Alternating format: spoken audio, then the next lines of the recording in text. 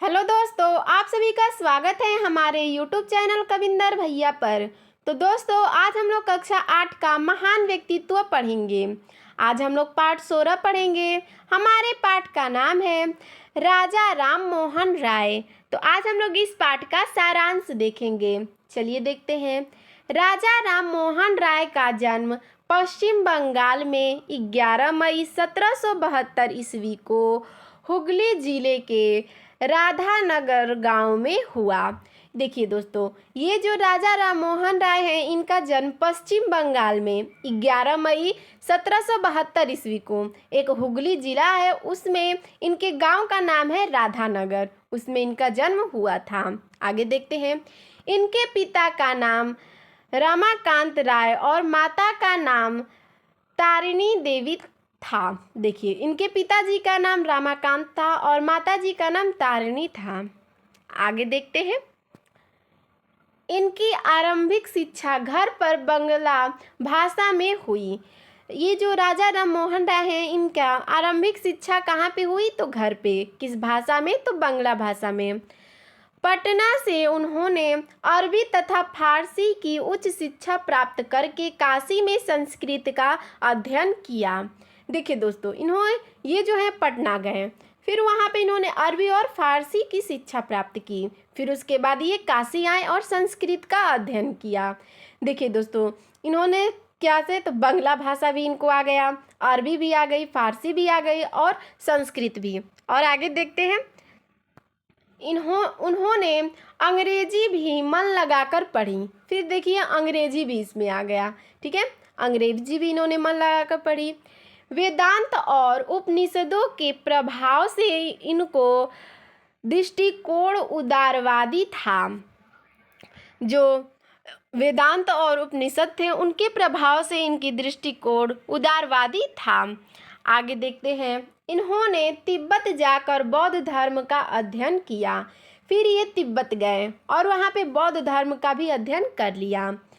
लौटने पर विवाह होने के बाद पारिवारिक निर्वाह में के लिए ईस्ट इंडिया कंपनी में क्लर्क के पद पर नौकरी कर ली।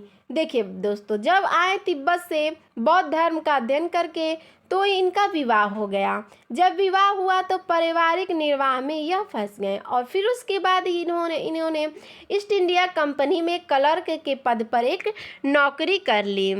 आगे देखते हैं। नौकरी के समय अंग्रेजी, लैटिन और ग्रीक भाषाओं का ज्ञान प्राप्त किया। जब नौकरी कर रहे थे तभी इनको अंग्रेजी और एक लैटिन भाषा होती है और एक ग्रीक भाषा होती है, इन सब का इन्होंने ज्ञान प्राप्त किया। 40 वर्ष की उम्र में नौकरी छोड़कर ये कोलकाता में रहकर समाज सेवा में लग गए।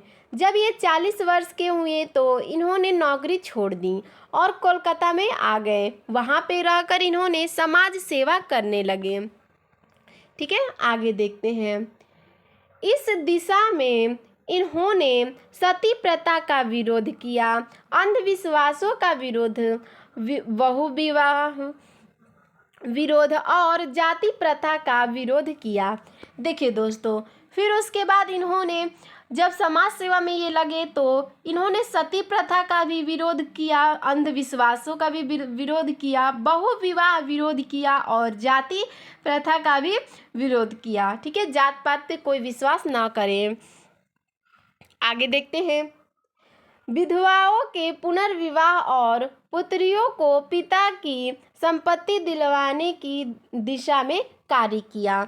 फिर इन्होंने यह कार्य किया कि जो विधवा लोग हैं उनका पुनर्विवाह अर्थात फिर से विवाह हो सकता है, और जो पुत्री लोग हैं वो अपने पिता की संपत्ति में हासिल मतलब उनको अपने पिता की संपत्ति में बेटों के बराबर ही मिलना चाहिए। आगे देखते हैं। उदारवादी दृष्टिकोण के कारण इन्होंने आत्मीय सभा बनाई, जिसका उद्देश्य ईश्वर एक है का प्रचार था। फिर उसके बाद उदारवादी दृष्टिकोण के कारण इन्होंने आत्मीय सभा बनाते हैं ये। ठीक है, फिर उसका यह आत्मीय सभा का यह मतलब था कि ईश्वर एक है, यही इन्होंने प्रचार किया। आगे देखते हैं।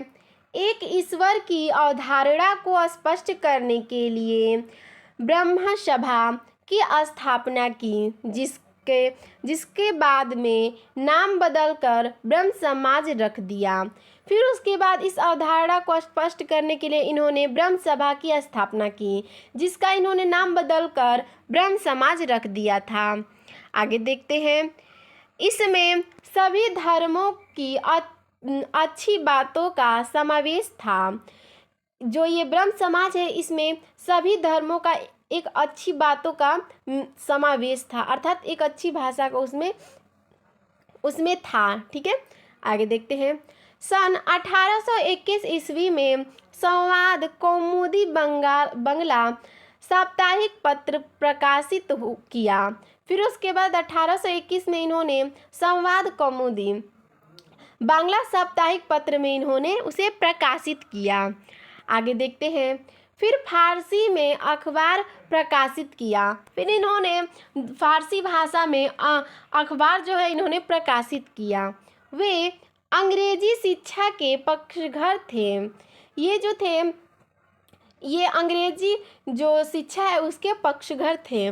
सन 1824 में उन्होंने वेदांत कॉलेज की स्थापना की। देखिए दोस्तों, ये जो राजा राम मोहन राय हैं, इन्होंने 1824 ईस्वी में वेदांत कॉलेज की स्थापना की है, जिसमें भारतीय विद्या के अलावा सामाजिक व भौतिक विज्ञान भी पढ़ाई जाती थी। इसमें जो वेदांत कॉलेज है, इसमें भारतीय विद्या के अलावा और समाज के बारे में और भौतिक विज्ञान के बारे में भी इसमें पढ़ाया जाता था।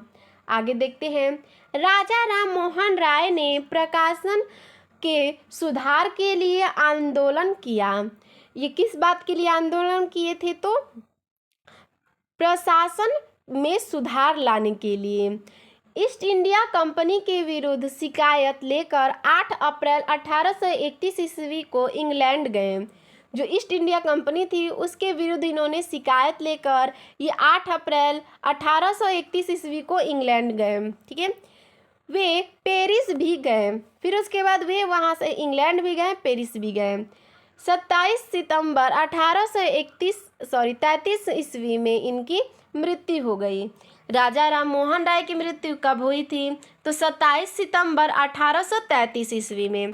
तो दोस्तों, आपको हमारा यह वीडियो कैसा लगा हमें कमेंट में ज़रूर बताइएगा। धन्यवाद।